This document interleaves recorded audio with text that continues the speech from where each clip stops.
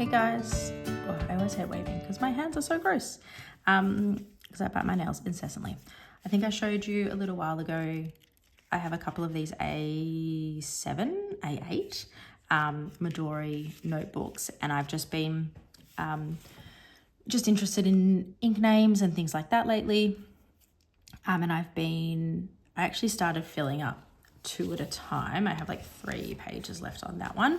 But I finished this one and I thought I'd just do a flip through and talk about kind of what ChatGPT spat out about me. If I gave it really minimal, I would just put the ink name in, like nothing else, and then kind of pull from there. If then this ends up being really boring, tell me and I won't film the other ones. I actually don't know how many pages are in here all together. I did it in no particular order, but why don't we jump in? So I don't know does anyone else do this? The first page of my notebook, I always leave blank, just always. I wonder if I can go in. So starting off with Vinter Ink's Mermaid Green. I don't think the camera fully captures the amount of chroma shading that's there. It looks kind of darker through the lens, but Mermaid Green is reminiscent of shallow tropical water, oxidized copper, or light passing through the sea. The chroma shading, definitely I can see the oxidized copper part of it coming through. You can see, so all the writing is done just with my Pilot Iro Utsushi dip pen in a fine, because that's what I write with, and you can see it's quite light. So I have pretty much finished this sample. I think if I was to get it again, I would need to just put it in a wetter pen, maybe my Twisby, which I've just stained the barrel of, which is so annoying. But anyway, that's the first cab off the rank. Next up is Birmingham Pen Company's Solar Storm. Beautiful, look at that, just fiery, beautiful ink. A solar storm is a disturbance caused by an intense activity on the sun that sends energy and charged particles down to Earth. They usually come from solar flares, or, am I going to say this word? Coronal mass ejections, CMEs for those in the know, which are massive clouds of charged particles that are ejected from the sun. And do I understand most of that? Nope. But does that look like fiery sun ink to me? Yes. Interestingly, like they're both light inks, those two, but you'd think the yellow would be lighter. I actually find that easier to read, I have to say. And I have used this in the Flex Nibbed when I practice, and it's gorgeous. It's so, so beautiful. Sailor Kanyo, let's go with. That is definitely not how you say it. Kangyu. In Japanese, kanyu means promotion of industry. The term was especially common in the Meiji period of the late 1800s. The term reflects Japan's push to modernistic and to industrialize and to compete with Western powers. I mean, I wrote these and I still can't read them. What does that say? Depending on how heavy you're laying down the ink is going to depend on if it's going to sit really in that chroma shading space or get kind of the more saturated color comes through. Again, I mean, I've happened to have done some light ones in a row here, but I think this is probably the lightest of what would be the legible light chroma shaders. I find that okay to read. Also, it's on a dip pen, so I've obviously re-dipped there. But again, to me, there's that fine line between like the Mermaid Sea and this in terms of legibility. 3 Oysters Caramel Macchiato. Look at that bordering. A caramel macchiato is a sweet layered espresso drink. Macchiato means that the coffee is poured on top of the milk. Fun fact about me, don't drink coffee. Hate it. I drink tea. Basic bitch tea is fine for me. A couple of dunks of the bag, even a bushels, and a touch of milk, which I'm a bit fussy about. I have to do the milk. I really don't like coffee, don't like the smell, don't like the taste, nothing. But it's a nice ink. and the bordering is pretty gorgeous there. Troublemaker Foxglove. I'm really interested in this ink because this is the first time I've tried it on Midori paper, and it's probably been my best experience with it has been on MD paper compared to other papers. It's darker. It felt so much nicer on the nib, I have to say. And I probably did this a few weeks ago, but I still remember because I have struggled with this ink before, but on this paper I really enjoyed. Foxglove is a tall flowering plant. It's usually, associated with fairy folklore. The plant is beautiful but toxic if ingested. The colour is usually associated with a slightly vintage and romantic vibe, as well as cottage garden elegance. Don't know what that is. Didn't know it was a thing. I know cottagecore is a thing. I wouldn't think that's associated with cottagecore, but maybe the plant is more what it's talking about there. But yes, if I ever use like a Midori MD paper to like note, write or journal in, I would happily use it. But otherwise, I probably just put this ink in pens that I need to use a dry ink in. Birmingham Pen Company's Petroleum. Petroleum is the naturally occurring liquid mixture of hydrocarbons. It is found beneath the Earth's surface. For a core definition, petroleum equals crude oil, which is a fossil fuel formed from marine organisms over millions of years under heat and pressure. Or, petrol. Do I have an ink called petrol? Doesn't Robert Oster have a petrol? Pannonia Zoldyck or green finch. I've said in another video, I've been struggling finding greens. This green is 100% my happy place. I finished the sample now, sad face, because I was like, oh, I actually am vibing with a green and I really like it. A greenfinch is a small stocky bird, which is a songbird. In Europe, it is best known as the European greenfinch. The bird has a yellow-green body with bright yellow flashes on the wings and tails. Oh my goodness, do I love this ink. Love. No notes, love. 3 oysters, purple grey. I find myself funny. A la ChatGPT, a muted cool-toned grey with a violet undertone. Next. Diamine Weeping Willow. I've been vibing this ink at the moment as well, actually. I've put it at the same, I put it in my Dinky and my Pilot E95S when I was doing some like letter writing and I wanted to have like headings, and it really worked really nicely. The botanical name is Salix babylosia. The weeping willow has long flowing branches that drape downward, soft narrow leaves that shimmer in the wind. Thanks, ChatGPT, getting artsy there. In poetry, the weeping willow often represents sorrow mixed with tenderness. Really nice chroma shading. This was one of their ink vents. I have the little 10ml bottle, but the green and the pink, really beautiful, kind of comes out in this light, warm brown all mixed together. Diamine Vivaldi. Antonio Vivaldi was an Italian composer and violinist of the Baroque music Baroque music. Vivaldi has a nickname of Red Priest due to his fiery red hair. Vivaldi was born on the 4th of March, 1687. On the same day, there was also a very big earthquake in Italy. It's just a well-behaving, very dark purple. I don't have too much to say about it. I like using it when I kind of want something that's black but not. But yes, I kind of gave a rule to myself when I was doing this of like not to give ChatGPT kind of like more prompts. So depending on what it wanted to spit out, I could kind of take bits and pieces. I'm sure there's a lot more to say about him as a composer, musician. Pilot Iroshizuku Kujaku. Kujaku means peacock in Japanese, which I did not know and makes so much sense. Ku or ko means hole or opening, jaku, and jaku translating to bird or sparrow. A peacock symbolizes beauty, dignity, and display.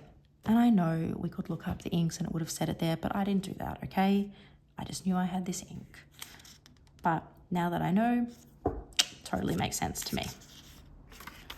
Turner and Lim's E equals mc squared. The mass energy equivalence. This formula is the relationship between mass and energy. Oh, that sentence doesn't make sense. This formula is the relationship between mass and energy as a system's rest frame. The formula was first correctly deduced by Albert Einstein. I don't remember what paper, but I swear, I wrote with this on another type of paper and it came out purple. And I wish I could remember so I could pull it out. And I'm 95% confident I'm not going bonkers. Here it is green. In my Stalogy, it comes out green. In the Tomoe River, green. But I promise I have written somewhere and it's been purple.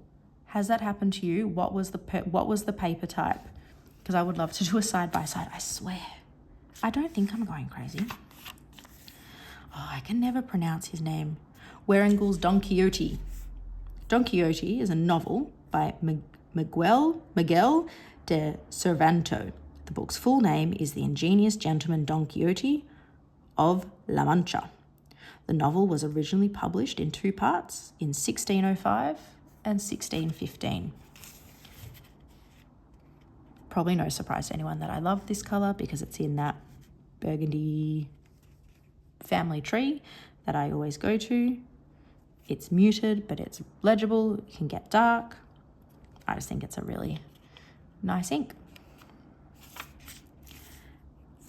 Sailor Urameko Suki Gokoro. Suki Gokoro literally translates to either a mind with gaps or an opening in the heart. The term is used to express emotional vulnerability or a state in which a person is open to influence, temptation, affection, or change. I had this in my pile of samples for a while and I don't think I've ever used it. And it's actually really beautiful, like the bordering and sheen. Yeah, there's a bit of sheen there you get with the brown. Like it could be black, but it comes across as brown, and then that pooling, it's really, really beautiful. And as much as I'm not seeing like the brown, there's no sheen there, but as much as I'm not seeing the brown, like it is that darker, warmer green where it is pooling a bit in the words, the letters, pardon me. So I definitely think I'm going to have to give that one a go in an actual pen. Warringal, a taxidermy genius. Fantastic ink name. Fantastic. And you got the sheen there. This name stumped ChatGPT. Taxidermied means preserved, frozen in time, or no longer alive. Genius, creativity, brilliance, growth, and originality. What it could mean put together. A mind that has been preserved but no longer alive, or being celebrated but not truly heard. I love that as an interpretation, being celebrated but not truly heard. I think that could be relevant to so much of the world at the moment. So I love that it kind of spat that out. I also love this ink. Obviously more saturated, but again in that colorway that I like. I'm not getting sheen in my color sample in my writing, but you can see it pop out there. And gotta love a good ink name. Teranishi, I should have written ink, but Emotional Olive. There's the Emotional Olive, the Orchestral Tangerine, Classy Burgundy. Is it like Tender? Is the blue Tender maybe?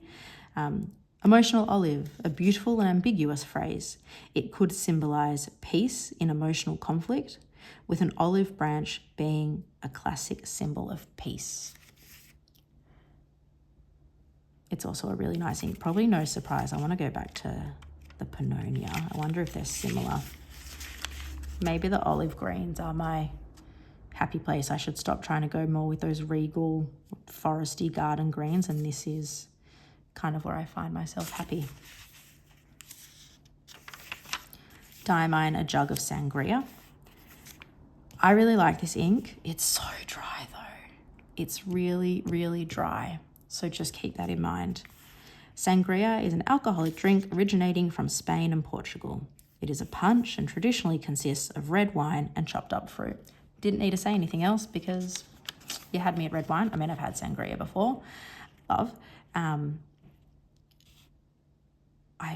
Maybe I need to put this in a pen that I have that's like super wet because I just don't enjoy writing with it because of how dry it is. That's just what I keep coming back to. I'm pretty sure it's part of the Diamine Summer series. Platinum Citrus Black. I feel like this is a bit of a cult classic, so well known to everyone. Look at the little rings you're getting there. It's such an awesome ink to watch dry as well. Citrus, but what I didn't know is citrus black is a serious fungal disease that occurs in citrus fruits. It causes dark blemishes and can make the fruit inedible.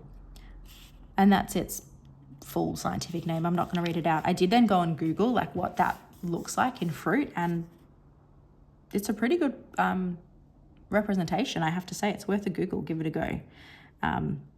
But I feel like lots of people know this ink, and it's loved for a reason. Also a drier ink, but still a better writing experience, comparatively speaking. Pen BBS number 283 Petra. And I opened this up to do this and then probably spilt all of the swatch. So this is all I got, I'm pretty sure. Petra is an ancient city, in southern Jordan. The city is famous for its architecture and water systems. The city is one of the new 7 wonders of the world. You can see that I kind of like these colours, hey. There's definitely more of them. I don't think we've had one blue yet. I can't tell you too much about how it writes because I basically spilt all the sample. And KWZ Brown Pink. This is one of my all-time favourite inks. It actually looks a lot more purple on the Midori paper compared to others. Like my Stalogy, kind of more of the brown comes through. It looks quite purple here. But not another one that ChatGPT, struggled with this one a bit too. But brown pink usually refers to, oh, I just remembered something. Shades like dusty rose, mauve nude, rose taupe, terracotta pink, blush brown, and muted salmon. I loved those names, and so I said to ChatGPT, can you create colour tiles of what you think that would be? And it did, and that's going to be, I think, my next ink mixing project, because I just thought all of them were such awesome names. So I need to do that a little bit, and then I can film it. Blush brown, muted salmon. Great names. Well, first blue with like 3 pages to go. Kuretake Shimbashi Iro. Shimbashi Iro is a bright and trendy blue-green colour that was popular among geishas in Tokyo's Shimbashi district during the late part of the Meiji era. It symbolised the introduction of new chemical dyes and impacts of Western influence. I had another one from the Meiji era. Was that the Goku? I think it was right at the beginning.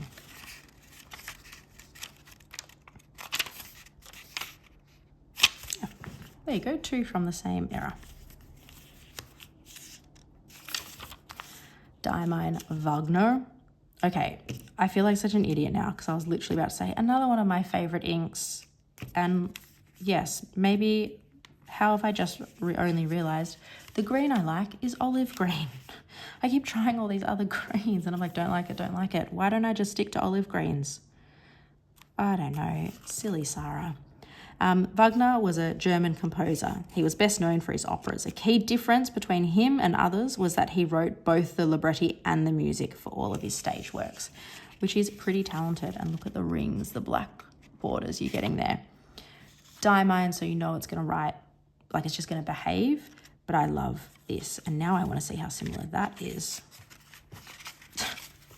Can you see that? Lol. Okay, well, let me know your olive ink recommendations. Hey, I can't believe I've literally it's taken me that long to work it out. Pen BBS Summer Begins. Warm light splits across the waking ground. Windows open. Breaths grow slow and wide. Cicadas tune. Let's go with that. Cicadas tune the afternoon's first sound. Summer begins with nothing left to hide. Went poetic.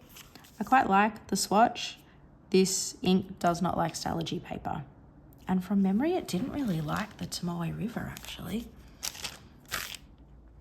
Oh, it's okay there.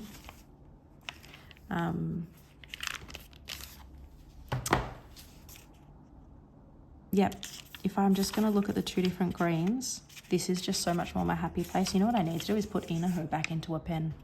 I'm going to do that after this. And that finishes that one. So there we go. I probably will have this other book finished in a couple of days. And I can go through that if you want, or I might delay actually filming it, and when this comes out, let me know if it was actually interesting or not. If it's too nerdy, I don't have to film them again, and I can just kind of keep that for myself. I also, I just got off AliExpress, kind of one of the rip-off Maduris. I just wanted to see what it was like. It's definitely got more, and I just did a little test at the back. So that's just with Parker Quink. That's the Iro Utsushi, the Wearing Ghoul number 4 nib, which is what I use in my swatch book, and then just that glass muddler. It's held up pretty well. So maybe once I finish those, this could end up being a bigger collection. We'll see how we go.